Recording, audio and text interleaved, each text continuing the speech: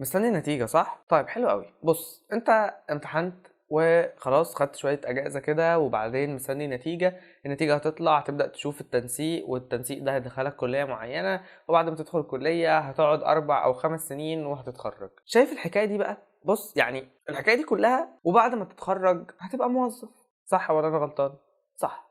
سواء كنت دكتور مهندس ايا كانت الكلية انت داخلها هتبقى موظف، وفي الغالب ممكن ما تلاقيش وظيفة. فانا عايز ابسط لك الموضوع كله ان قسما بالله العلي العظيم الموضوع كله ما يستاهل لا توتر ولا قلق ولا زعل ولا عياط ولا نكد ولا اي حاجه. من دلوقتي اهو، من دلوقتي بفهمك الدنيا، لان اقسم بالله ايا كان الدنيا هتمشي معاك ازاي انت هتتخرج هتبقى موظف. وكل الحكايه دي على بعضها مش مستاهل اي حاجه، مش مستاهل حتى انت تقعد مرعوب علشان انا هخش كليه ايه ومش عارف ايه والكلام ده كله. مش هتكون بطل خارق ولا رجل اعمال ولا حد جامد قوي بعد ال4 سنين دي. عايز بس ان احنا ناخد الموضوع كده والامور ببساطه، والموضوع هيتحل والله. طيب انا جاي اتكلم معاك شويه كده في انت مستني نتيجه وما بعد النتيجه وايه اللي هيحصل لك بعد كده. بص اول حاجه طبيعي جدا جدا انت ما تكونش عارف انت عايز تعمل ايه. طبيعي قوي ان انت تبقى تايه، مش عارف انت عايز تعمل ايه ولا عارف انت عايز تخش كليه ايه حتى، ولو حتى دخلت الكليه دي مش عارف انت عايز تطلع منها ايه ولا تشتغل ازاي ولا تعمل ايه بالظبط.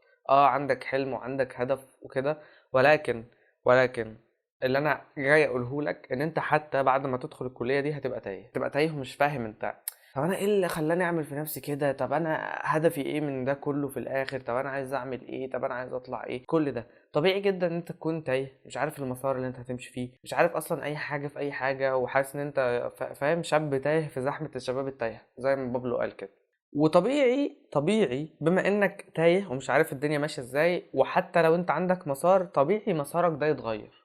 طبيعي مسارك ده يتغير بكل سهولة، وان انت خلاص مبسوط حتى وانت بتغير المسار. تاني حاجة الكليات ليها فكر معين وحياة مختلفة، حياة مختلفة بحيث ان انت خلاص يعني بتلاقي نفسك بتكبر، يعني الدنيا متغيرة شوية قدامك، خلاص قدامك 4 سنين وهتبقى مسؤول عن نفسك في كل حاجة انت بتعملها، مطالب ان انت تدخل دخل معين، مطالب ان انت بعد كده عايز تفتح بيت واسرة وعايز تتجوز وهيبقى عندك اولاد، وبعدين تصرف على البيت وعايز تسافر وعايز تشتغل وعايز عربية وعايز كل حاجة انت هتجيبها بعد ساعتها المفروض هتجيبها لنفسك. وفكرك اصلا وسط الكلية نفسها هيبقى مختلف، لان الكلية والجامعة دلوقتي ما بقتش بقى اللي هو ايه انا هذاكر ومعاك الكشكول بتاعي والقلم ورايح اكتب ملاحظاتي ومش عارف ايه ومن الجامعه للبيت ومن البيت للجامعه وخلاص. لو انت عملت كده انت بتضيع ال4 أو ال5 سنين دول من حياتك هباء منثور. الجامعة يا جماعة مش عشان الدراسة ومش عشان المذاكرة، الجامعة بتفتح لك آفاق بعيدة شوية، آفاق أوسع على نطاق أوسع شوية. لو أنت الدايرة بتاعتك مثلا قطرها كيلو، فأنت الكلية دي هتفتح لك 100 كيلو و200 كيلو تبص فيهم وتعرف الدنيا ماشية ازاي، تقابل ناس منهم، تقابل ناس من أماكن مختلفة وناس تانية، ناس أحسن منك بكتير، ناس أوحش منك بكتير، ناس غنية جدا، ناس فقيرة جدا، ناس في مختلف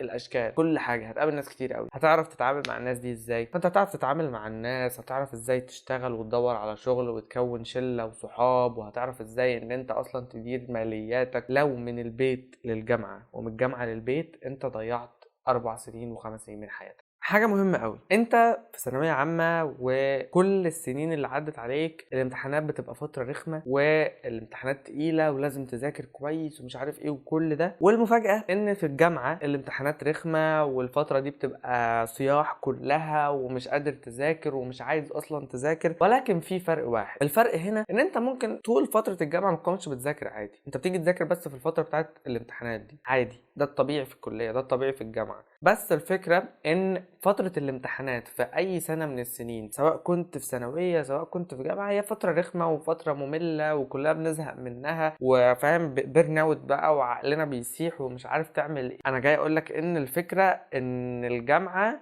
مش اللي هو ايه خلاص انا هدرس اللي انا عايزه واللي انا مش عايزه مش هدرسه وهدرس اللي بحبه ومش عارف ايه.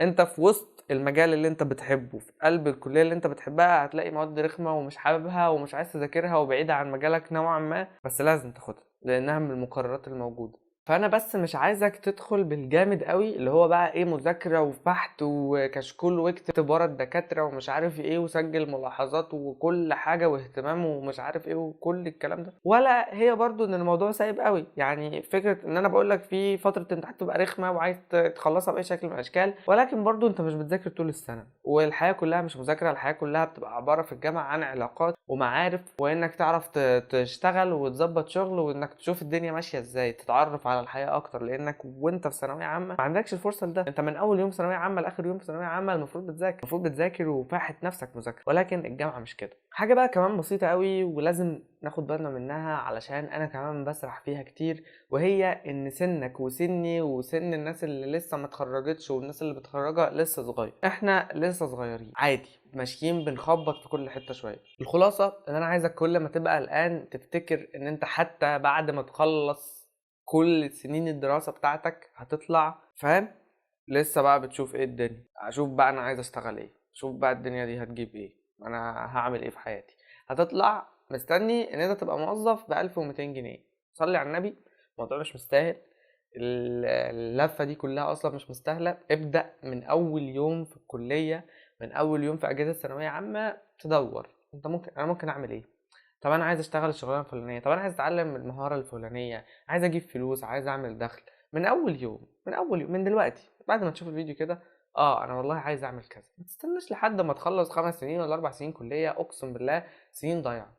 سنين ضايعة لو خليتها بس كده، اللي هو انا مستني لما اخلص كلية عشان اشتغل، انا مستني لما اخلص مش عارف ايه عشان اعمل كذا. مفيش الكلام ده.